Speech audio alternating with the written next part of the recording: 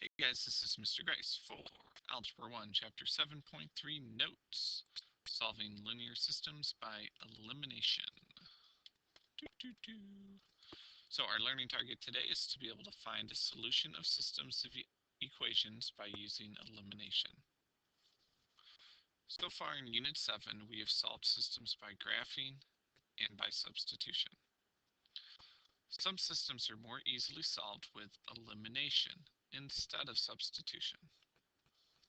Systems that have x and y on the same side of the equal sign are more easily solved by elimination. Okay, so one of the things that we're going to be talking about are when should we use elimination and when should we use substitution. So let's look at this. What method should you use to solve the system? Circle your answer. So we have 2x minus 3y equals negative 8 and x plus 6y equals 16. Now, see how those two are on the same side. That's what we're looking for. So that's when elimination would be best. For number 3, the next example, let's see how the y is all by itself.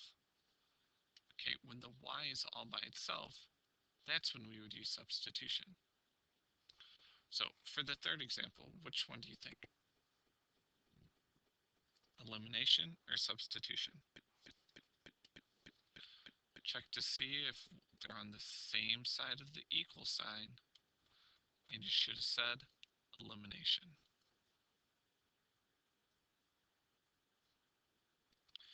So for solving systems by elimination, we have 3 steps. Step number 1, we need to multiply one or both equations in order to obtain opposites. Okay, and that's with either the x's or the y's. So multiply one or both equations in order to obtain opposites. Step number 2, add the new equations and solve. And then step 3 is to use substitution to find the value of the other variable.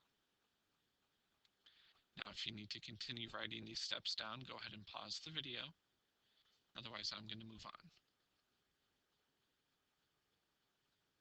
Okay, so some systems have either the x's or the y's already written as opposites. In that case, skip step 1, the multiplication, and just add the 2 equations. So what we want to do is we're going to look at these. Those are my x's, those are my y's, and then my numbers. See how everything is nice and lined up? So I want to find which ones are opposites of each other, okay? And the opposites are the x's. When we add those up, the x's cancel each other out. And 2 plus 6 gives us 8y equals negative 24, because we just add those up. And now we solve for y. To get the y by itself, we divide both sides by 8, and we get y equals negative 3. So remember, our final answer is a point. So we need to put the negative 3 where the y goes, but now we need to find the x. Okay, and you can do this by plugging into either equation. It really doesn't matter. Okay, x plus 6 equals negative 16, and you're going to plug in negative 3. 6 times negative 3 is negative 18. And to get the x by itself, we add 18 to both sides. And we get x equals positive 2. So plug the x where that goes, and then that is your final answer. Okay, let's look at problem number 2. So there are x's, the y's, and the numbers. So take a look. Are there anything that can cancel out right away? And there are, the y's. See how one's negative and one's positive? Those cancel out, and we're left with 7x equaling 14. To get the x by itself, we divide both of those by 7, and we get x equaling 2. So when I write my answer, I'm going to make sure that there's my 2, but I still have to find the y. Okay? And you can plug back into either equation, whichever one you feel is simplest.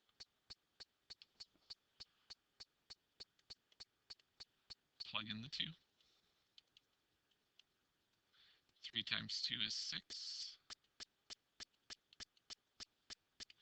And now we just solve for y. Subtract the 6 to both sides.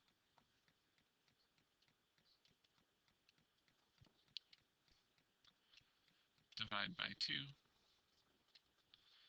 And then get y equals 3. Alrighty. Let's go ahead and flip it over. Now on the back side it says sometimes neither the x's or y's are opposites. In that case, you will need multiplication to obtain opposites before you can add the two equations. So, let's take a look at these. Those are my x's, y's, and then my numbers, okay? Now, we have opposites with the x's. There's one negative, and then there's a positive one. What we're going to do is called the crisscross method, okay? We have to multiply. So we're going to bring the 6 down here and the 1 up there, okay? Now, since they're already opposites, because that's a negative 6 up top, we don't have to do anything else, okay? But now what we're going to do is we would multiply everything out. But when we're multiplying by 1, it stays the same. But now we need to multiply by 6. And this is the one that changes. Because 6 times 1 is 6x. 6 times negative 2 is negative 12y. And 6 times 1 is 6. Okay? And now we do what we did before. The 6's cancel out. You get negative 17y equals 34. Divide by negative 17. And we get y equals negative 2.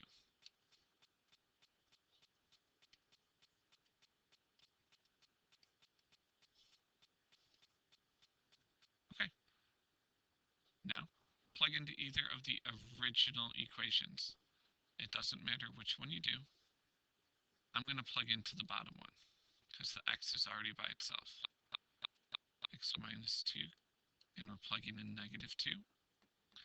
Negative 2 times 2 is positive 4. And then we would subtract 4 to both sides.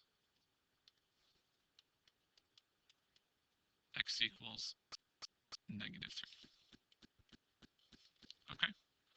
Now, it's going to take a couple of these just to get used to everything. Okay?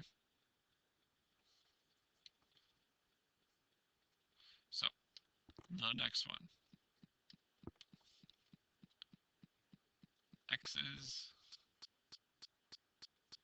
Y's,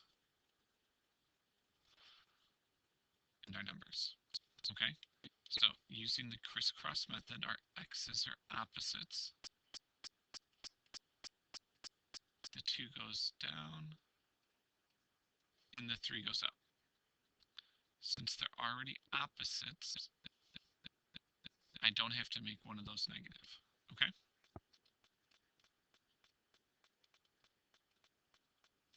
So let's go ahead and distribute. We get 6x plus 15y equals negative 11. And on the bottom, when we distribute,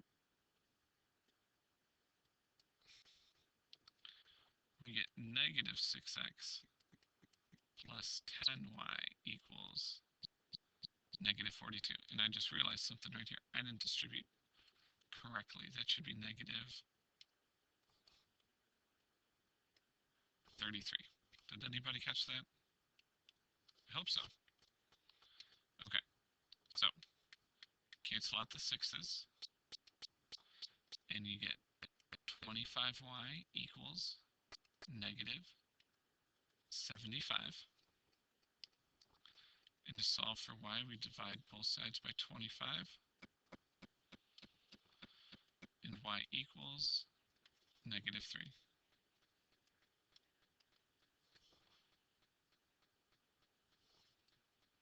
Okay, and you can plug into whichever equation you want to. Okay, it really doesn't matter. I'll do the first one. So 2x plus 5 times negative 3 equals negative 11. Multiply those two and you get negative 15.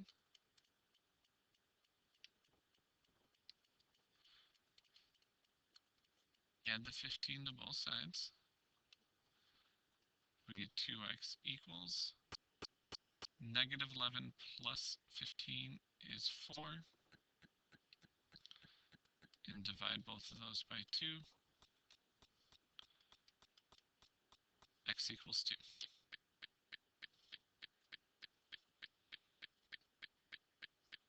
Okay? Okay, let's look at 5.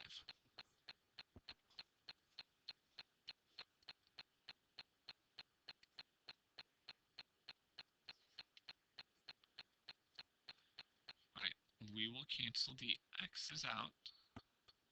So the 2 comes down, and the 4 goes up. Okay?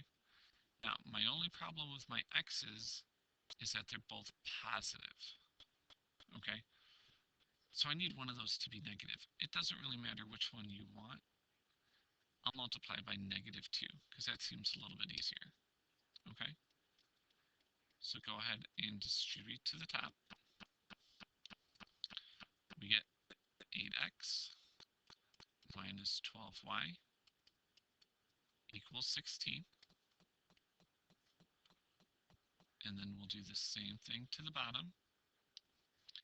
And we get negative 8x plus 10y equals negative 16. And you might be like, whoa, whoa, whoa, Mr. Grice. Look what happens when I cancel. And we get 2y equals, but those cancel too. Well, that leaves you with 0. And that's fine, because when you divide both sides by 2, y equals 0. And that is fine.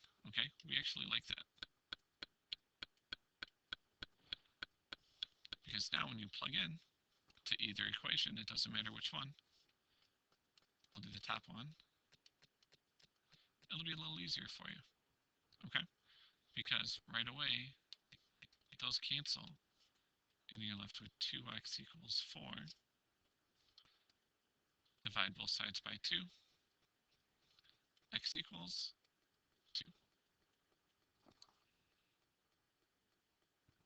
Alright. Last one, number 6. Our x's, the y's, and our numbers. Okay? Remember that this is a 1 up top. So, doing the crisscross method, the 1 goes down, and the 4 goes up. Now with your x's, both of those are positive, so you need to make one of those into a negative. It doesn't matter which one. Let's make it a negative 4. Okay? why don't you pause the video and see if you can get the distribute everything done correctly. Okay? Good luck.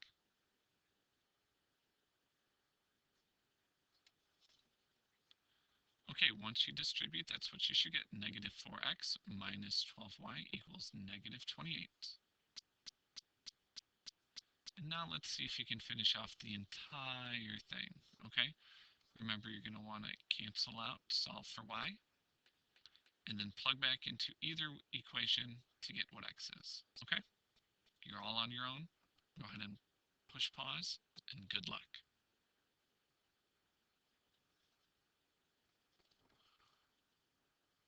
Okay, and you should get your answer of 1, 2. Now, if you have any questions on this, please come see Ms. Carranza or myself. Otherwise, that's it for Algebra 1, Chapter 7.3 Notes, Part 1. Thanks for watching.